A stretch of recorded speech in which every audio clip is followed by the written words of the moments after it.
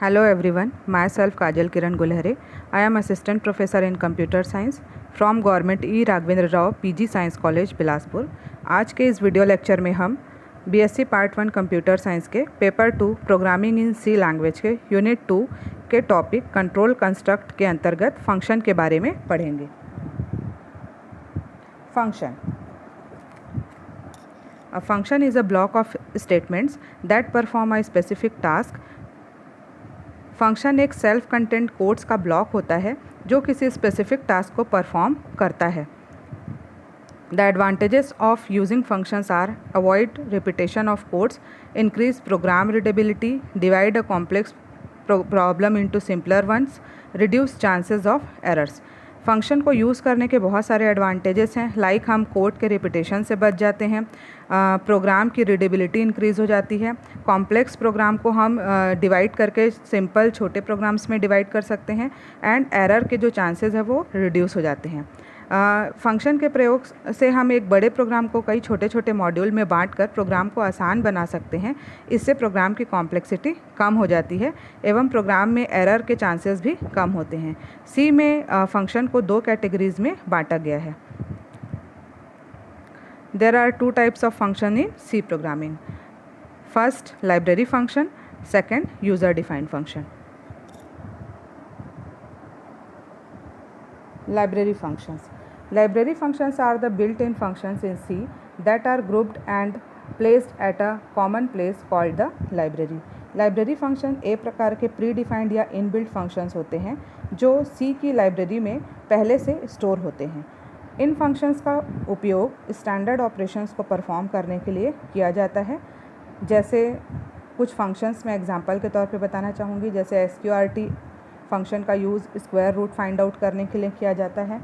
Print F function का use output को show करने के लिए किया जाता है। स्कैन एफ फंक्शन का यूज़ डेटा इनपुट करने के लिए किया जाता है। ये अलग अलग टाइप के फंक्शंस है और ये सी के अलग अलग हेडर फाइल्स में according to their use store होते हैं। इन पर्टिकुलर फंक्शंस को यूज़ करने के लिए हमें इनसे संबंधित हेडर फाइल्स को अपने प्रोग्राम में शामिल करना पड़ता है। हम अपने प्रोग्राम में एक से ज़्यादा हेडर फाइल्स को इंक्लूड कर सकते हैं और एक से ज़्यादा लाइब्रेरी फंक्शन इनबिल्ट फंक्शंस को भी यूज़ कर सकते हैं। अलग अलग लाइब्रेरी फंक्शंस अलग अलग हेडर फाइल्स के लिए अलग अलग फंक्शंस के लिए अलग अलग लाइब्रेरी फाइल्स होते हैं, अलग अलग हेडर फाइल्स होते हैं। जैसे math.h हेडर फाइल है, string.h हेडर फाइल होती है, studio.h हेडर फाइल होती है। सभी में अलग अलग टाइप के फंक्शंस स्टोर होते हैं।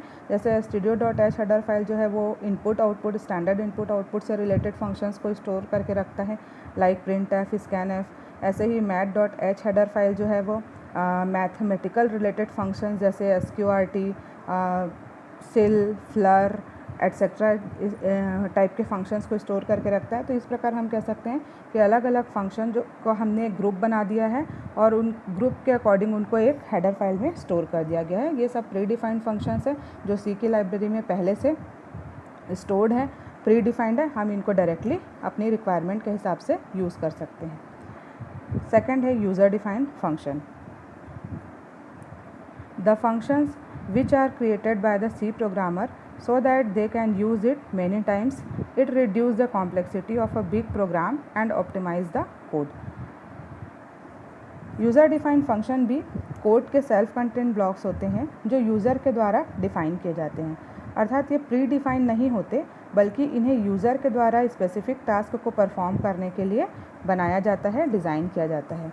यूज़र डिफाइंड फंक्शन के प्रयोग से हम एक कोड को बार बार लिखने से बच जाते हैं और साथ ही इनके प्रयोग से प्रोग्राम की कॉम्प्लेक्सिटी कम हो जाती है तथा उसे आसानी से समझा जा सकता है। यूज़र डिफाइंड फंक्शन के द्वारा हम एक मेन प्रोग्राम को कई छोटे छोटे मॉड्यूल्स या पार्ट्स में डिवाइड कर देते हैं जिससे प्रोग्राम को समझना आसान होता है एवं एरर को भी इजीली आइडेंटिफाई करके सुधारा जा सकता है। Use of user defined functions. C functions are used to avoid rewriting same logic or code again and again in a program. User defined function के प्रयोग से हम एक ही लॉजिक या कोड को बार बार लिखने से बच जाते हैं। मीन्स अगर हमें सेम कोड की ज़रूरत एक से ज़्यादा जगह पर अगर प्रोग्राम में पड़ रही है तो हमें उसे बार बार लिखने की ज़रूरत नहीं पड़ती अगर हमने उसे एक फ़ंक्शन के रूप में बना दिया है। There is no limit in calling C functions to make use of same functionality whatever required. Means अगर हमने एक बार कोई कोड हमने as a user defined function बना लिया तो हम उसे कहीं पर भी यूज़ कर सकते हैं। सेम फंक्शनैलिटी की जहाँ भी हमें आवश्यकता होगी हम उस कोड को वहाँ पर यूज़ कर सकते हैं। We can call function any number of times in a program and from any place in the program. User defined function को हम एक प्रोग्राम में जितनी बार चाहें उतनी बार ज़रूरत के अनुसार कॉल कर सकते हैं किसी भी प्लेस पर। A large C program can easily be traced when it is divided into function. User defined function के द्वारा एक बड़े प्रोग्राम को हम छोटे छोटे फंक्शंस में डिवाइड कर सकते हैं। इन्हें मॉड्यूल्स भी कहा जाता है। The core concept of C functions are reusability, dividing a big task into small pieces to achieve the functionality and to improve understandability of very large C program. User defined function basically reusability के concept पर आधारित होता है। Reusability means अगर एक बार हमने कोई code बना लिया उसको हम अगेन एंड अगेन कई बार मैनी टाइम्स हम उसको अलग अलग प्लेस पर यूज़ कर रहे हैं, इस कॉन्सेप्ट को हम रीयूजेबिलिटी का कॉन्सेप्ट कहते हैं। तो इस प्रकार हम ओवरऑल कह सकते हैं कि सी में फंक्शंस के द्वारा हम बहुत सारी चीज़ों को डेवलप कर सकते हैं। जैसे कि हम प्रोग्राम को स्मॉल पार्ट में डिवाइड कर सकते हैं और उनको अलग अलग जगह पर अलग अलग टाइम पर हम कॉल करके यूज़ कर सकते हैं।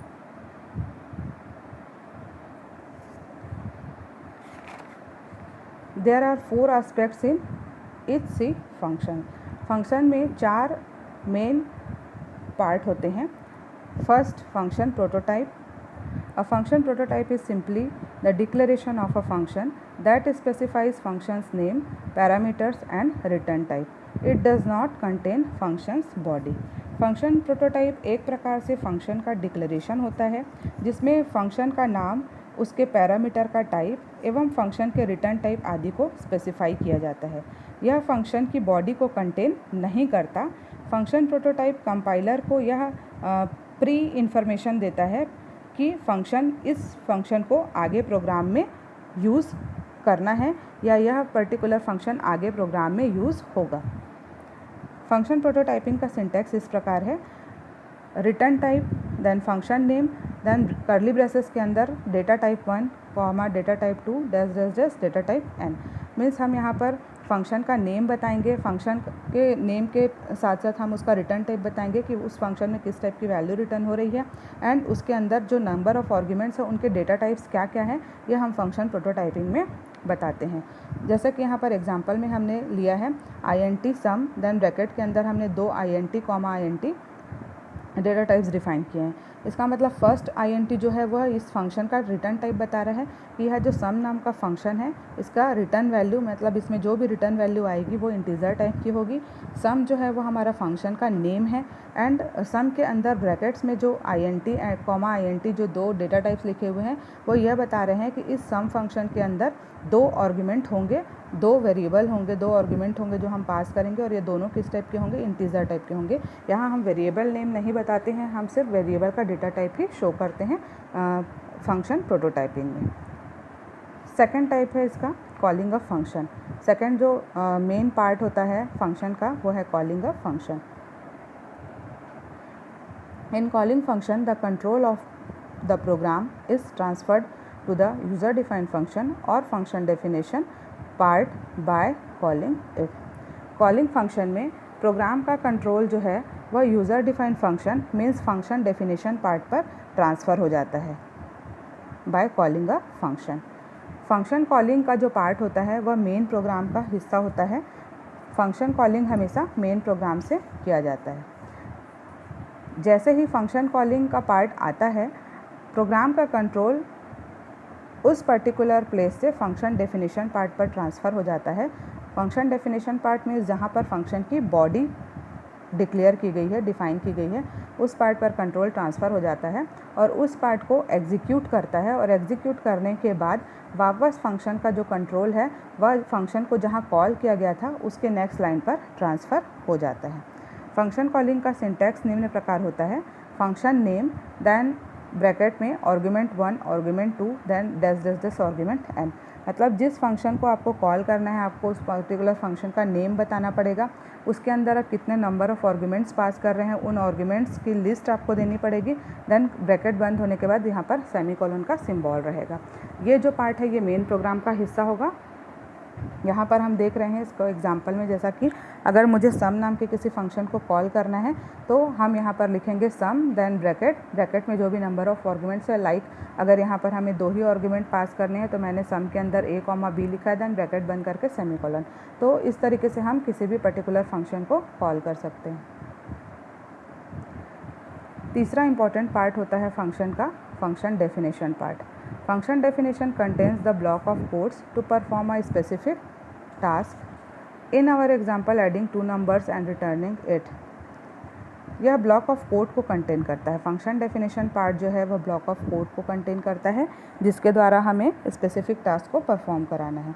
जैसे ही फंक्शन कॉल होता है मेन प्रोग्राम से, प्रोग्राम का कंट्रोल फंक्शन डेफिनेशन मतलब इसी पार्ट पर ट्रांसफ़र होता है। ये एक्चुअल पार्ट होता है जहाँ पर फंक्शन को हमने डिफ़ाइन किया है, जहाँ पर हमने एक्चुअल फंक्शन की बॉडी बनाई है।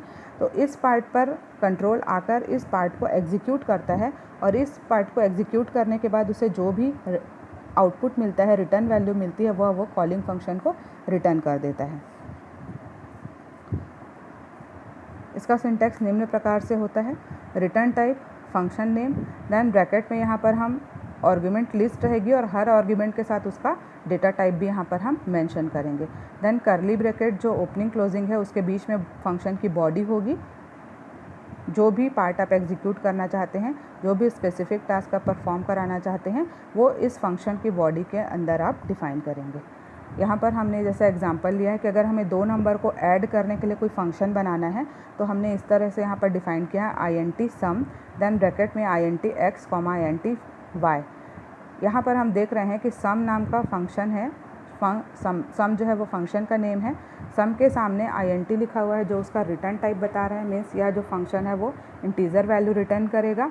इसके अंदर 2 वेरिएबल हैं x और y और दोनों का यहाँ हमने डेटा टाइप स्पेसिफाई किया है int x, int y। जैसा कि हम लोगों ने अभी कॉलिंग फंक्शन में देखा था, वहाँ भी हमने सम नाम का फंक्शन कॉल किया था, वहाँ से हमने 2 आर्गुमेंट पास किए थे a और b। तो वो a और b वहाँ से जितने भी नंबर ऑफ़ आर्गुमेंट हम पास कर रहे हैं, फंक्शन डेफिनेशन पार्ट में भी हम सेम उतने ही नंबर ऑफ़ आर्गुमेंट्स वहाँ से जो पास हो रहे हैं उतने ही नंबर ऑफ़ आर्गुमेंट्स को रिसीव करने के लिए यहाँ उतने ही नंबर ऑफ़ आर्गुमेंट्स होने चाहिए। तो वहाँ से हमने a और b को पास किया था और दोनों इंटीजर थे, तो a और b को रिसीव करने के लिए यहाँ पर हमने 2 इंटीजर वेरिएबल x और y लिया है। a की वैल्यू x रिसीव करेगा और b की वैल्यू y। देन इसकी बॉडी के अंदर हमने एक रिटर्न स्टेटमेंट लिखा हुआ है, return x plus y. Means जो भी यहाँ पर हमें x और y में जो भी वैल्यूज़ होंगी उन दोनों को हम सम करके और एज अ आउटपुट हम उस फंक्शन को रिटर्न कर रहे हैं। When a function is called, the control of program is transferred to the function definition and the compiler start executing the code inside the function, inside the body of a function.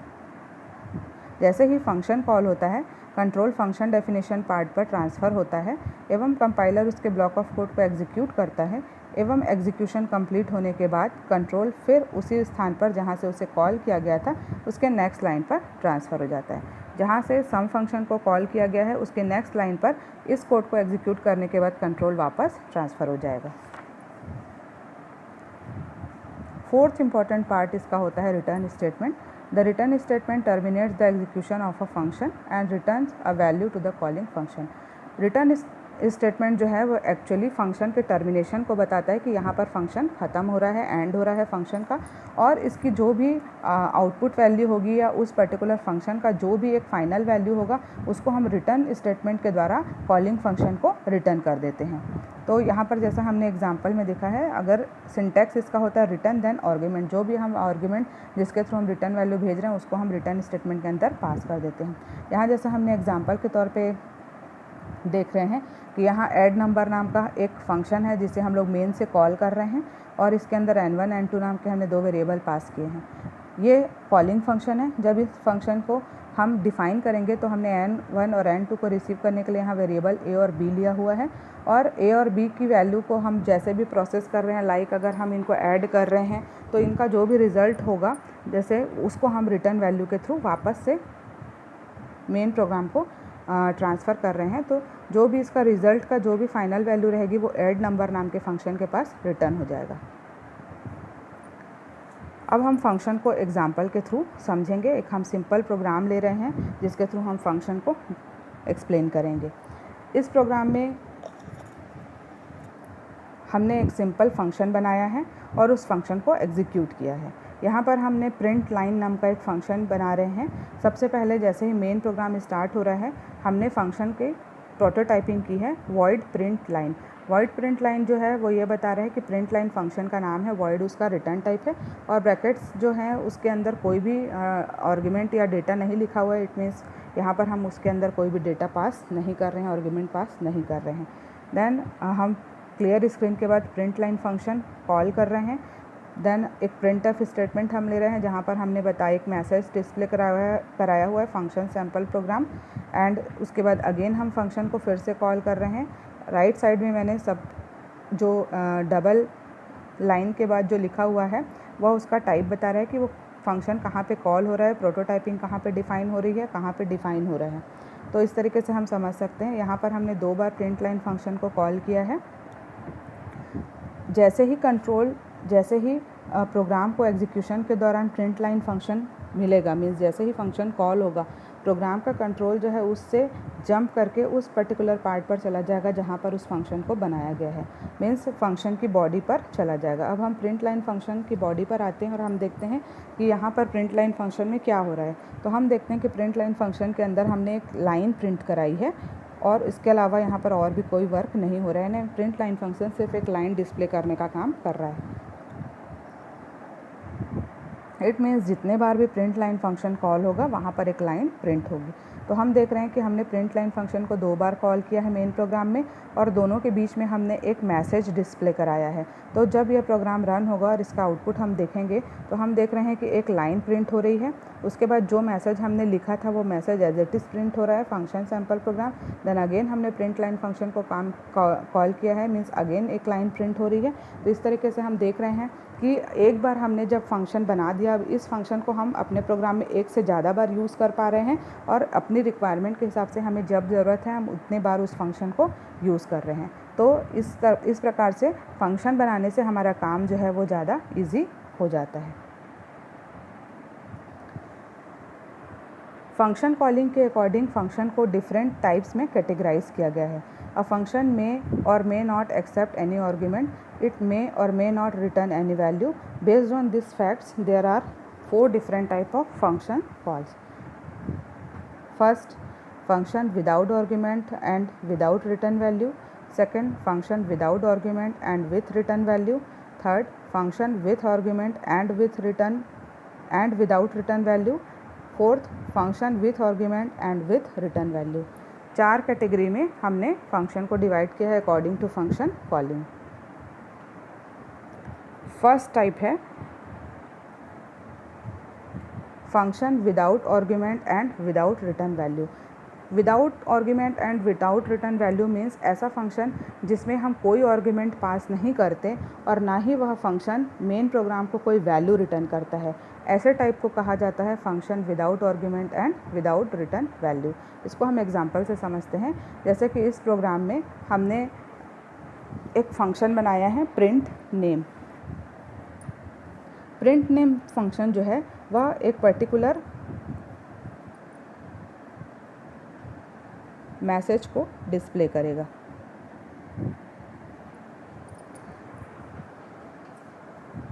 यहाँ पर हम देख रहे हैं कि print name function को हमने prototyping, सबसे पहले हमें फंक्शन की प्रोटोटाइपिंग करनी होती है। तो यहाँ पर हमने सबसे पहले प्रिंट नेम का प्रोटोटाइपिंग किया। यहाँ हमने लिखा वॉइड प्रिंट नेम देन और ब्रैकेट बन सेमीकोलन। यहाँ हम देख रहे हैं कि प्रिंट नेम फंक्शन के ब्रैकेट के अंदर हमने कोई भी वैल्यू नहीं ली है। इसका मतलब फंक्शन में कोई भी आर्गुमेंट पास नहीं हो रहा है। दूसरी चीज़ कि प्रिंट नेम फंक्शन के सामने हमने प्रोटोटाइपिंग में वॉइड लिखा हुआ है, इसका मतलब इस फंक्शन में कोई वैल्यू रिटर्न नहीं आएगी।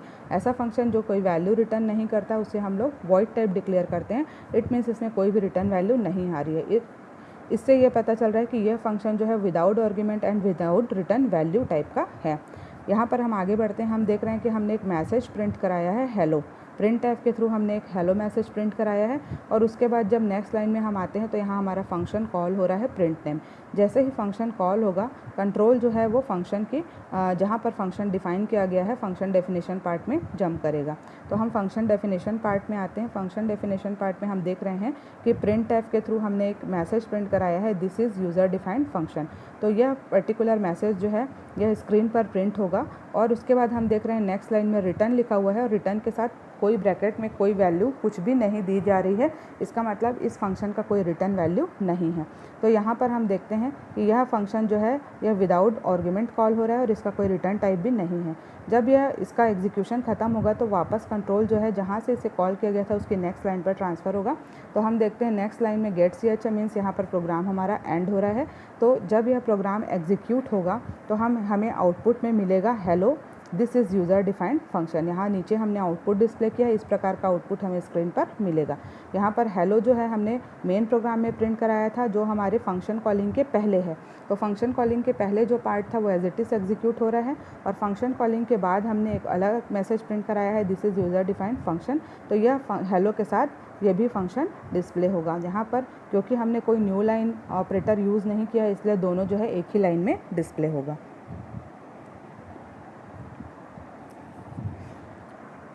सेकेंड एग्जाम्पल है function without argument and with return value. इस टाइप में हम देखते हैं कि इसमें हम जब फंक्शन बनाते हैं तो फंक्शन के अंदर हम कोई आर्गुमेंट पास नहीं करते, लेकिन यह फंक्शन जो है एग्जीक्यूशन के बाद मेन फंक्शन को कोई ना कोई वैल्यू रिटर्न करता है। तो जहाँ पर आर्गुमेंट नहीं होता लेकिन रिटर्न वैल्यू होती है, ऐसे फंक्शन को कहा जाता है function without argument and with return value.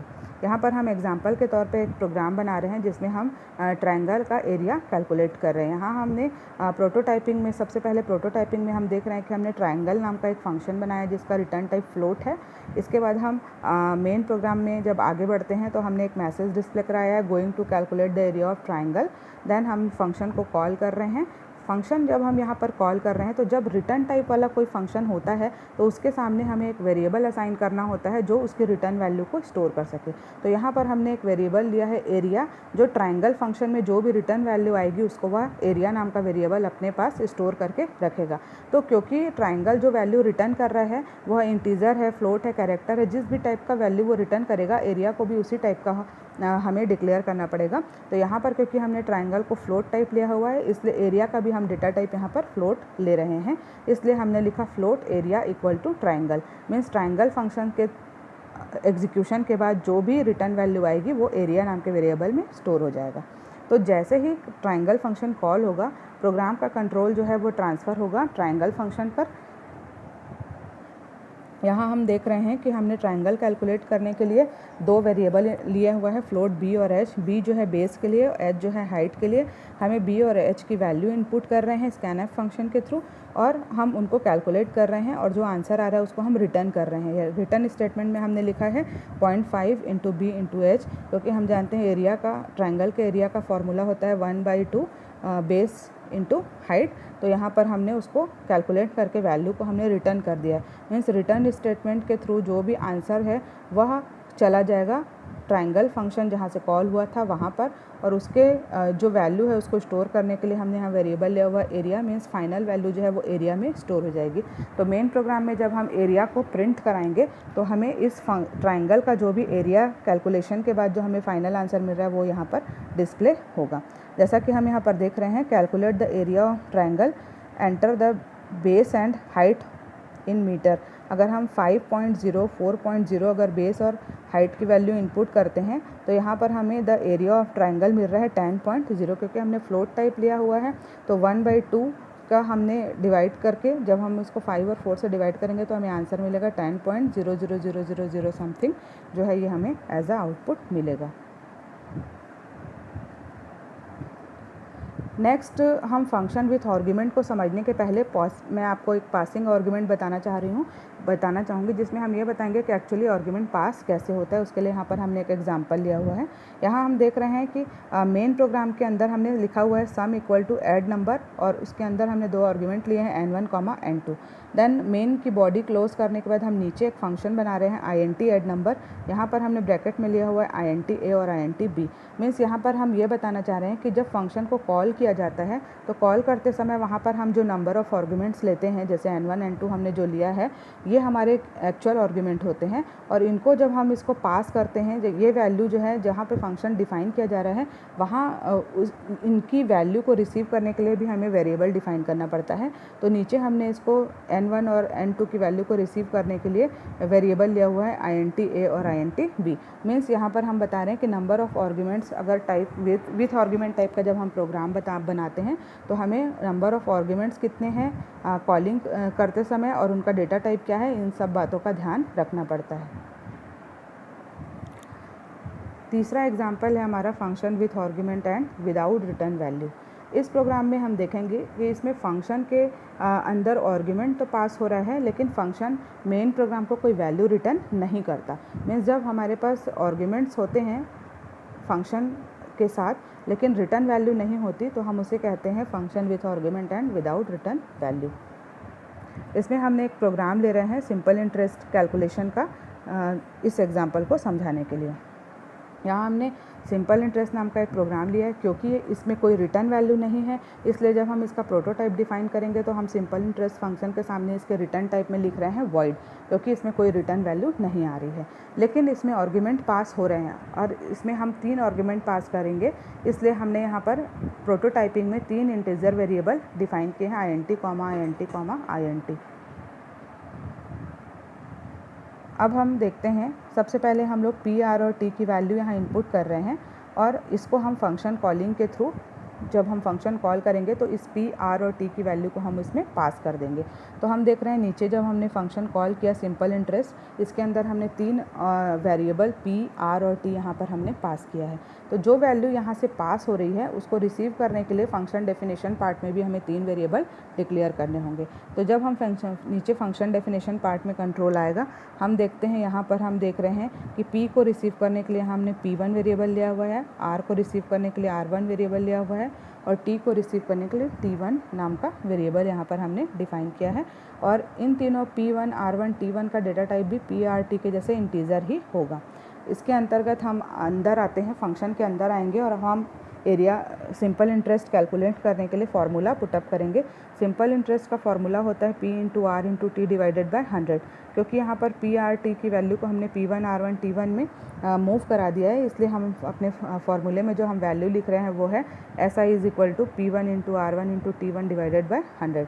SI को यहाँ हमने फ्लोट टाइप लिया हुआ है, मीन्स जब भी कैलकुलेट होगा इसका कैलकुलेशन का जो रिज़ल्ट आएगा वो फ्लोट में होगा।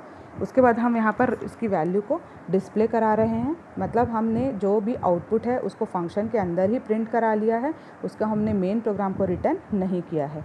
तो यहाँ पर हम SI की वैल्यू को भी फंक्शन के अंदर ही प्रिंट कर रहे हैं। जैसे ही इस फंक्शन का एग्जीक्यूशन ख़त्म होगा, कंट्रोल वापस मेन प्रोग्राम में ट्रांसफ़र होगा जहाँ से इसे कॉल किया गया था उसकी नेक्स्ट लाइन पर। तो उसके बाद हमें गेट ch स्टेटमेंट मिल रहा है, मीन्स यहाँ पर प्रोग्राम का एंड होता है। प्रोग्राम एंड होने के बाद जब हम प्रोग्राम को रन करेंगे तो हम देखते हैं प्रोग्राम रन करते समय हम वैल्यू इनपुट करेंगे p, r और t की। p की वैल्यू हमने 5000 इनपुट की है, r की वैल्यू हमने 5 इनपुट की है और 3 हमने टाइम की वैल्यू इनपुट की। जब हम तीनों वैल्यू इनपुट करेंगे तो हमें एज आ आउटपुट सिंपल इंटरेस्ट में मिल रहा है 750.000। क्योंकि हमने p, r, t को इंटीजर टाइप लिया था इसलिए हमने इसमें इंटीजर वैल्यू रिटर्न इनपुट की है और आउटपुट को हमने ऐसा ही क्योंकि फ्लोट टाइप लिया इसलिए जब हमें इसका आउटपुट मिल रहा है वो पॉइंट के बाद 000 फॉर्मेट में मिल रहा है। नेक्स्ट हमारा एग्जांपल है function with argument and with return value. इस टाइप में हम फंक्शन के अंदर आर्गुमेंट भी पास करते हैं और फंक्शन हमें एक रिटर्न वैल्यू भी प्रोवाइड करता है। यहाँ पर दोनों चीज़ें साथ साथ हो रही है। फंक्शन में आर्गुमेंट भी हम दे रहे हैं और फंक्शन के द्वारा हमें एक रिटर्न वैल्यू एज आउटपुट भी मिलेगी। इसको समझने के लिए हमने एक एग्जांपल के लिए प्रोग्राम लिया है, एडिशन ऑफ 2 नंबर, 2 नंबर के एडिशन का प्रोग्राम हमने function with argument and with return value type से बनाया है। यहाँ हम लेते हैं कि हमने सम नाम का एक फंक्शन बनाया है। सम फंक्शन के अंदर हम 2 आर्गुमेंट ले रहे हैं, INT, ये प्रोटोटाइपिंग है हमारा फर्स्ट। उसके बाद हमने यहाँ पर नेक्स्ट लाइन में A, B और रिजल्ट 3 वेरिएबल डिक्लेयर किए हैं। A भी हमारा इनपुट वेरिएबल है जिसके थ्रू हम वैल्यू इनपुट करेंगे और रिजल्ट में हम जो भी फंक्शन की रिटर्न वैल्यू आएगी उसको स्टोर करेंगे। अब हम यहाँ पर देखते हैं आगे हमने A और B की वैल्यू इनपुट की है और इसके बाद हम फंक्शन को कॉल कर रहे हैं। हमारा फंक्शन है सम फंक्शन को जब हम कॉल कर रहे हैं इसके अंदर हम A, B की वैल्यू को पास कर दे रहे हैं A, B, क्योंकि ये फंक्शन विथ आर्गुमेंट है इसलिए यहाँ पर A और B पास हो रहे हैं और साथ ही ये रिटर्न टाइप भी है। मतलब इस फंक्शन का हमें जो एक रिटर्न आंसर मिलेगा उसको स्टोर भी हमें करना है, तो इसलिए यहाँ हम लिख रहे हैं result equal to sum A, B। मतलब यहाँ पर फंक्शन कॉल हो रहा है और उसकी वैल्यू को रिसीव करने के लिए यहाँ रिजल्ट नाम का एक वेरिएबल भी हम लेंगे। अब हम जैसे ही फंक्शन कॉल होगा प्रोग्राम का कंट्रोल फंक्शन पे ट्रांसफ़र होगा। हम आएंगे सम फंक्शन पे। सम फंक्शन में हम A और B को रिसीव करने के लिए 2 वेरिएबल ले रहे हैं, INT_x और INT_y। x जो है वो A की वैल्यू को रिसीव करेगा और y जो है वो B की वैल्यू को रिसीव करेगा। अब हम यहाँ पर दोनों की वैल्यू का एडिशन परफॉर्म करेंगे, तो एडिशन परफॉर्म कर रहे हैं और साथ ही साथ इसकी जो एडिशन की वैल्यू आ रही है उसको हम मेन प्रोग्राम को रिटर्न भी कर रहे हैं। तो यहाँ हमने एक सीधा रिटर्न स्टेटमेंट लिखा है, return x + y, means x और y को ऐड करके जो भी इसका आउटपुट रहेगा वो रिटर्न कर देगा फंक्शन कॉलिंग को। फंक्शन कॉलिंग मतलब जहाँ से सम फंक्शन कॉल किया गया है और सम फंक्शन जहाँ पर कॉल किया गया है उसके सामने हमने उसकी वैल्यू स्टोर करने के लिए एक वेरिएबल लिया है रिजल्ट, मीन्स इस रिटर्न फंक्शन का जो भी वैल्यू है वो रिजल्ट में स्टोर हो जाएगा। और उसके बाद जब हम नेक्स्ट लाइन में कंट्रोल ट्रांसफ़र होगा तो रिज़ल्ट की वैल्यू डिस्प्ले होगी। रिज़ल्ट की वैल्यू मतलब जो भी इस x और y का जो भी एडिशन के बाद हमें आंसर मिल रहा है वो हमें यहाँ पर एज आउटपुट मिलेगा। तो जब हम प्रोग्राम को रन करते हैं हम देखते हैं एंटर 2 नंबर। हमने यहाँ पर A और B की वैल्यू इनपुट की 40 और 60, तो 40 A की वैल्यू है, 60 B की वैल्यू है। 40 और 60 की वैल्यू को x और y रिसीव कर रहे हैं। रिसीव करने के बाद इनको ऐड करके वापस मेन फंक्शन को जब रिटर्न करेगा तो हमें एज आउटपुट मिलेगा 100। यहाँ हमने function with argument and return type को समझने के लिए एक और एग्जांपल लिया है। इसमें हम एक नंबर का स्क्वायर प्रिंट कर रहे हैं। यहाँ हमने एक स्क्वायर टाइप का फंक्शन बनाया है जिसका रिटर्न टाइप इंटीजर है और इसके अंदर आर्गुमेंट भी इंटीजर टाइप का पास हो रहा है। यहाँ पर हम देखते हैं कि INT mn हमने 2 वेरिएबल लिया हुआ है। m की वैल्यू जो है हमने फंक्शन के अंदर पास की और n में हम आउटपुट को स्टोर कर रहे हैं। जैसे ही फंक्शन स्क्वायर फंक्शन में जंप करेगा, जैसे ही फंक्शन कॉल होगा स्क्वायर फंक्शन पे आएगा, डेफिनेशन पार्ट पे आएगा। और यहाँ पर हम देख रहे हैं कि यहाँ पर हमने एक वेरिएबल लिया हुआ है p इक्वल टू हमने लिखा हुआ है x × x, मतलब जो भी वेरिएबल यहाँ पर आ रहा है उसका स्क्वायर होगा और उस स्क्वायर वैल्यू को p में स्टोर किया जाएगा और p की वैल्यू को हम रिटर्न कर दे रहे हैं मेन फंक्शन को थ्रू रिटर्न p फंक्शन। तो यहाँ पर हम देख रहे हैं रिटर्न p के बाद p की वैल्यू जो यहाँ से रिटर्न होगी उसको मेन में n जो है वो क्या कर रहा है, रिसीव कर रहा है। और जब हम n को डिस्प्ले कराएंगे तो हमें उस पर्टिकुलर नंबर का स्क्वायर नंबर यहाँ पर मिल जाएगा। तो यहाँ पर जब हम फंक्शन एग्जीक्यूट होगा हम देखते हैं कि जब हम इसे रन कर रहे हैं enter some number for finding square, यहाँ पर हम 4 एंटर करते हैं तो हमें स्क्वायर ऑफ गिवन नंबर मिलता है यहाँ पर 16, 4 × 4 16। तो इस प्रकार हम देख रहे हैं कि function with argument and return type में आर्गुमेंट भी पास किया जा रहा है फंक्शन के अंदर और उसकी एक रिटर्न वैल्यू जो है वो मेन प्रोग्राम को वापस मिल रही है थ्रू रिटर्न स्टेटमेंट। तो इसे कहा जाता है function with argument and return type. इस प्रकार हम देख रहे हैं कि इस फंक्शन के कॉलिंग के अकॉर्डिंग हम फंक्शन को डिफरेंट कैटेगरीज में डिवाइड कर पा रहे हैं, with argument, without argument, with return type, without return type. इस तरीके से हम डिफरेंट तरीके से फंक्शन को कॉल कर सकते हैं अपने रिक्वायरमेंट के अकॉर्डिंग और उन्हें अपने प्रोग्राम में यूज़ कर सकते हैं। Thank you for watching this video. Next lecture में हम फंक्शन के calling, call by value, call by reference and recursion के बारे में पढ़ेंगे।